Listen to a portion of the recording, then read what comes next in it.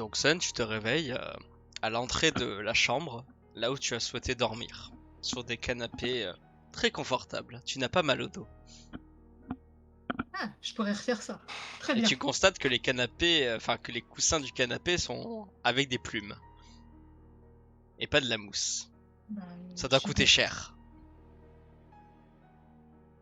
je vais ranger les canapés et tout va bien. Ranger les coussins, tout va bien.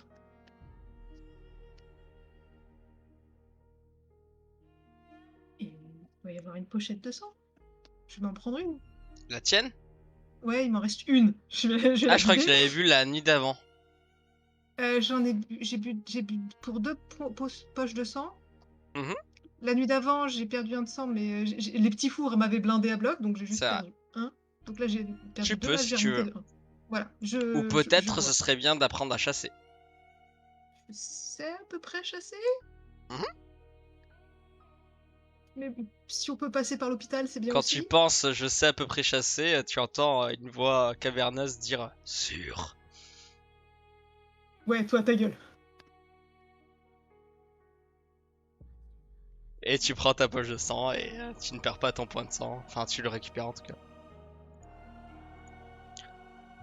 Que fais-tu pendant ces 30 minutes?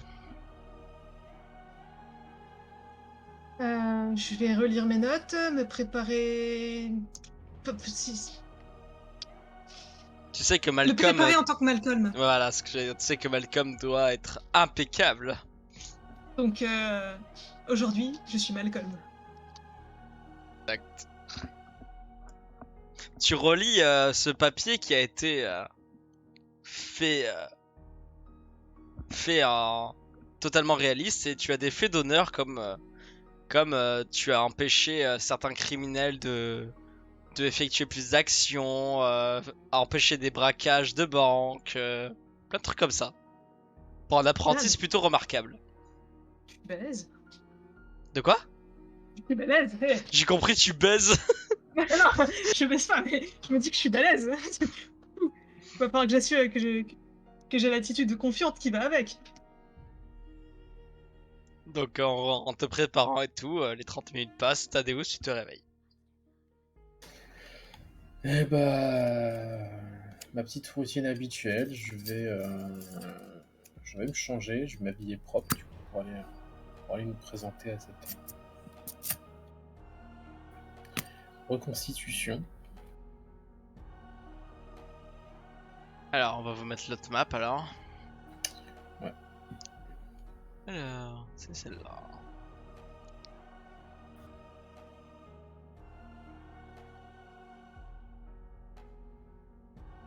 Donc, Thaddeus te lève et tu te changes comme d'habitude et tu commences à regarder ton plan et à reconstruire. Pendant ce temps, tu vois Sun se prépare. À tout moment, tu peux agir Sun si tu le souhaites. Tu vois Thaddeus en train de regarder son plan. Je finis de me préparer et le rejoindre après.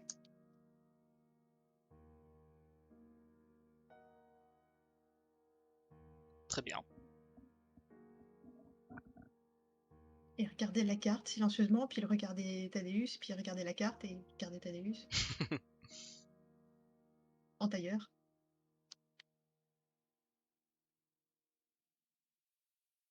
Non, Thaddeus. Ah, non, oui, assise en tailleur. Mais oui, Thaddeus. Bah, du coup, une fois que tout le monde est prêt, une fois que tout le monde est prêt, on y va. Très bien. Let's go. C'est pas comme si on nous attendait, mais presque. Presque. Donc, vous allez à ce lycée où, en arrivant là-bas, vous voyez deux voitures de policiers garées, dont une où Maître Cop est dehors en train de vous attendre et vous fait un signe de tête. Et vous voyez aussi trois personnes qui sont dehors des voitures avec des numéros autour de leur torse.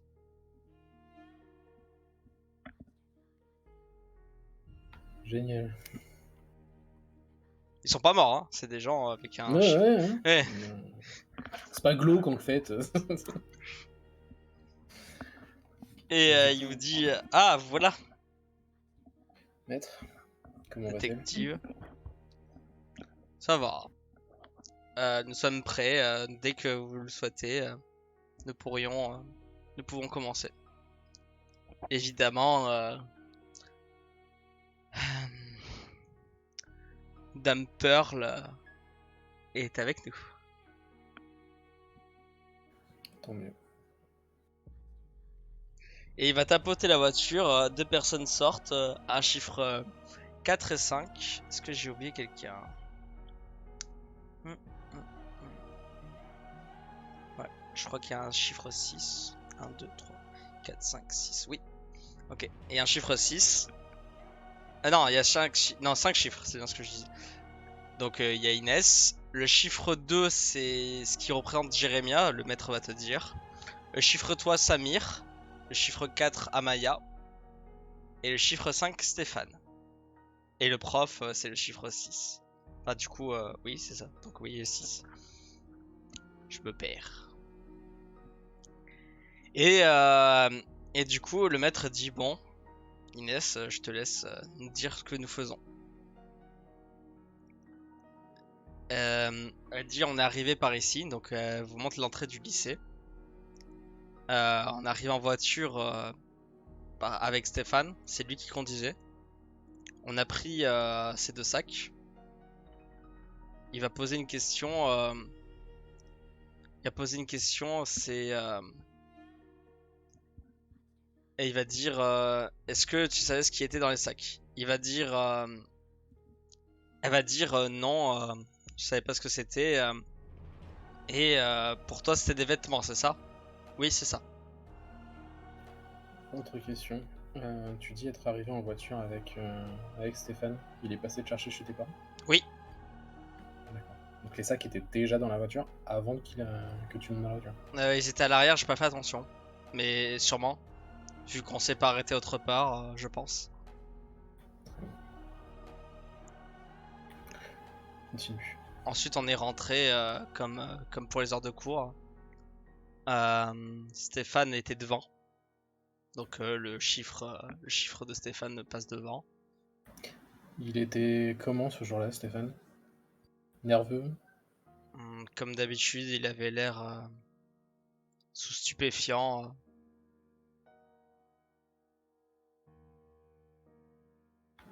Très bien. Et du coup, Pearl dit ensuite. Ensuite, on a avancé jusqu'à les casiers. Il était toujours devant moi. Il m'a tendu un sac. Donc le chiffre lui donne le sac. Il m'a demandé de le rentrer dans le casier. J'ai écouté. J'ai refermé le casier. Et on est allé vers la salle de classe.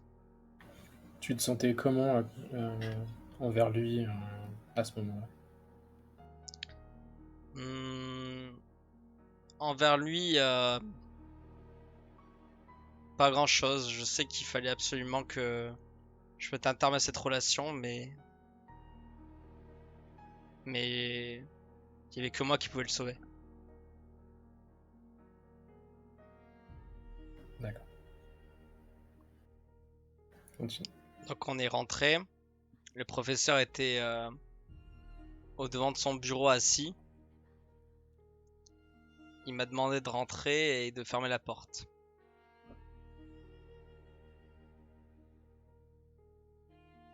En fermant la porte, j'ai entendu un coup de feu. Puis un deuxième. Je me suis précipité sur le sac qui était sur le bureau de Jérémia. J'ai pris une arme et j'ai tiré.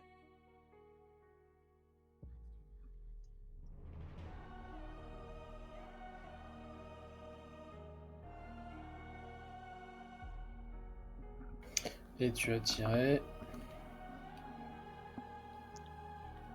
J'ai tiré sur Amaya et Stéphane.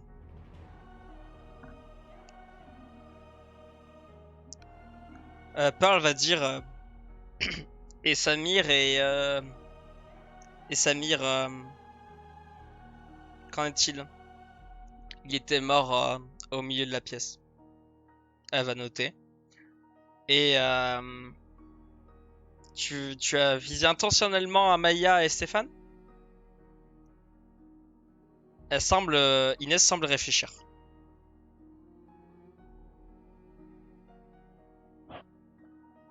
Et après une petite réflexion, elle va dire je sais pas. As-tu ressenti quelque chose qui te poussait à tirer dans leur direction? Un bruit? Quelque chose? Comment ça? Je sais pas, on peut des fois se sentir menacé dans une direction et peut-être que tu as senti comme un danger, ou pas? Tu vois qu'elle lève les yeux comme si quelque chose lui revenait. Je me souviens que Stéphane m'a dit de tirer. De tirer. Et je l'ai fait.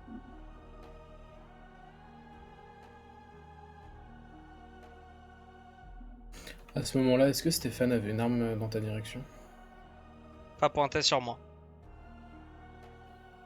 Son Ok, arme était effectivement. chargée, il avait... elle montre au chiffre de Stéphane de se positionner là où Amaya était. Et donc Amaya était sur le côté de Stéphane. Stéphane, avec une arme en bois du coup pour représenter, elle le positionne avec le dos vers le mur et l'arme côté gauche. C'est comme s'il le tenait pour montrer une arme plus que pour viser. Il était pas menaçant vers moi. Il était menaçant envers quelqu'un d'autre? Aucune idée.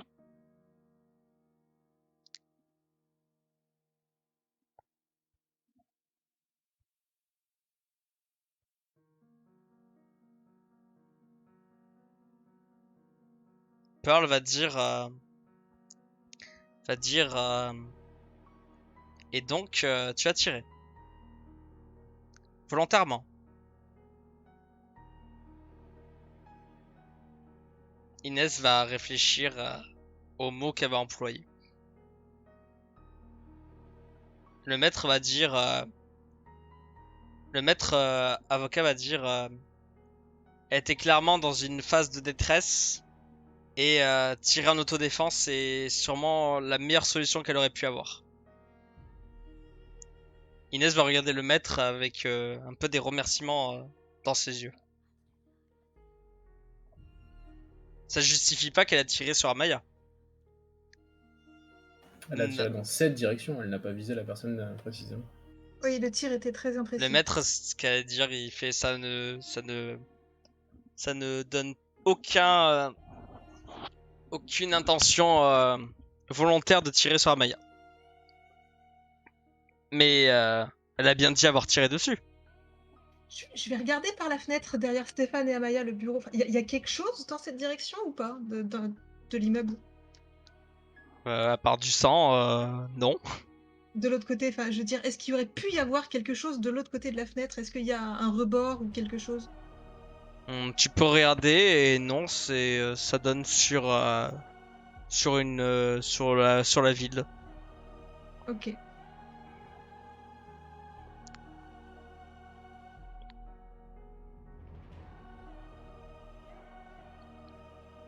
Et Pearl a dit note ce qu'elle a dit. Donc, tu n'es pas sûr d'avoir tiré sur Amaya et sur Stéphane. Elle dit Stéphane si. Amaya, c'est...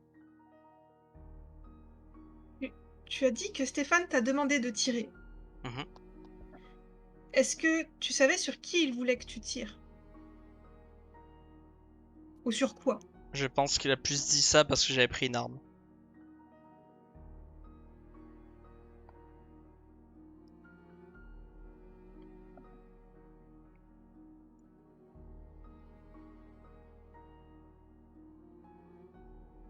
Un peu fou. Je suis pas sûr d'avoir tiré sur Amaya. Est-ce que, en supposant que tu aies tiré sur Stéphane, ça serait possible que vu que Stéphane était lui-même armé, il ait tiré par réflexe sur Amaya aussi? Pearl Après. a dit non. Non, les rapports d'autopsie montrent que c'est Les pas possible rapports de de tirer. balistique disent Ok. aussi bien que vous l'avez vu que ça a été tiré dans la position où était Inès. Très bien. Évidemment, Inès est positionnée là où il y a les traces de poudre. Ok. Et ensuite, qu'as-tu fait? Je sais plus, c'est flou. Je me souviens juste être retourné vers mon bureau contre la table et j'ai pleuré.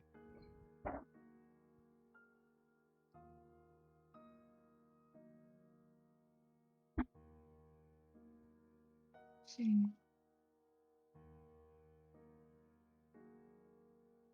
un peu normal. Et puis vous êtes arrivé.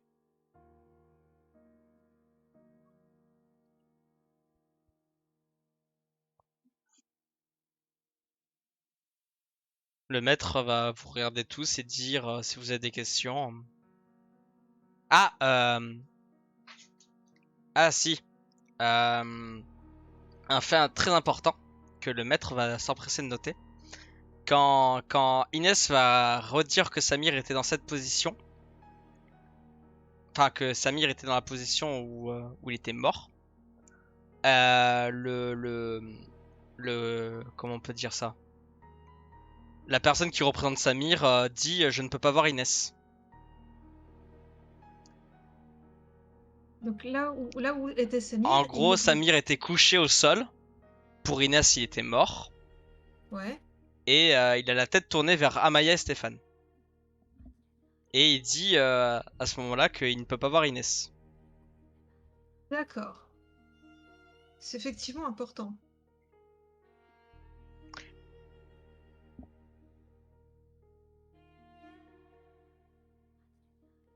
Et du coup, le maître vous dit d'autres questions.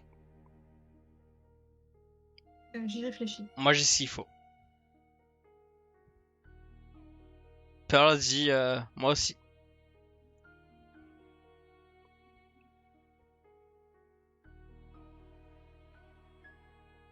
Est-ce que quelqu'un serait arrivé après le début des coups de feu, avant les flics? Est-ce qu'il y a cette possibilité-là? Et que sous le coup du choc, l'information soit passée entre eux? L'avocat va dire ça a pris 5 minutes. 5 minutes. Bah, félicitations pour votre rapidité. C'est pas moi qu'il faut féliciter. C'est qui vous a appelé d'ailleurs? Parce qu'il faut arriver vite sur. Enfin, Certains élèves d'autres classes qui ont entendu les coups de feu. ok. Mais à partir de quel téléphone? Il y a un téléphone fixe à l'accueil. Ok.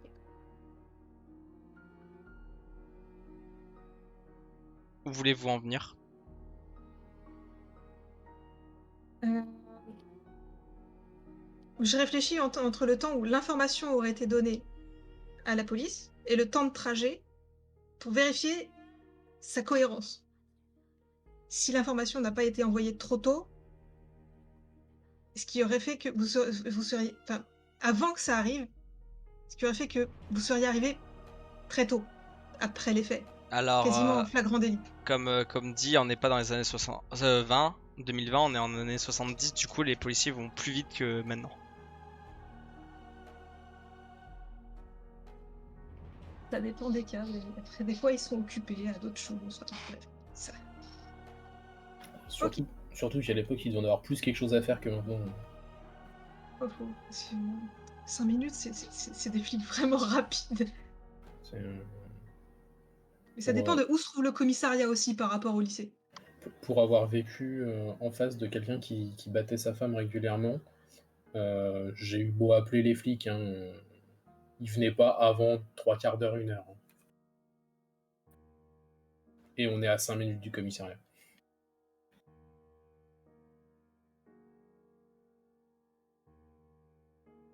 Super. Euh, l'agent Pearl va parler, enfin l'inspectrice, enfin la détective, pardon, je m'y perds. Elle va dire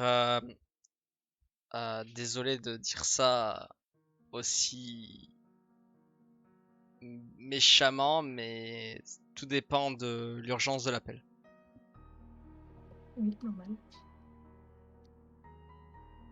Effectivement, c'est regrettable, mais une femme battue est moins urgent que un lycée qui se fait fusiller. Très bien.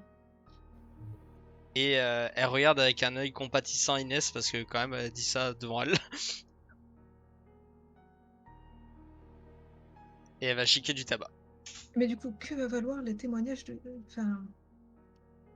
Elle te met un coup de coude. Oui, non, j'ai fermé ma gueule.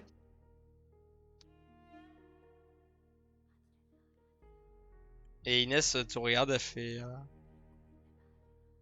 Je suis plongée ailleurs, j'en suis en train de réfléchir, je ne la vois pas. Ah. Mais voilà. Elle fait... Super. je peux rentrer chez moi? Pas tout de Tu m'étonnes. suite. Le maître va dire, pas tout de suite. Mais si vous ne voyez pas d'objection, on peut avancer le jugement.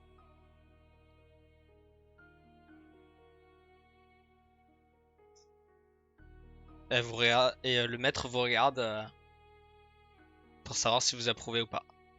J'ai l'impression qu'il manque quelque chose. Avancer à quand? Ça peut être dans une semaine, comme si vraiment vous approuvez tous et il regarde Pearl. Ça peut être dans, je dirais, 3-4 jours. C'est trop tôt. Trop tôt. Il vous manque quoi comme élément? Une info. Bien. Combien de temps vous faudra-t-il? Aucune idée. Recontactez-moi. Il faut qu'elle sorte de là. Ouais. Dès que j'ai l'information. Pearl dit je veux un jugement. Qu'elle sorte ou pas, on verra bien. Mais j'en viens à l'attente demandée à la défense. Et je dirais mon enquête comme la vôtre.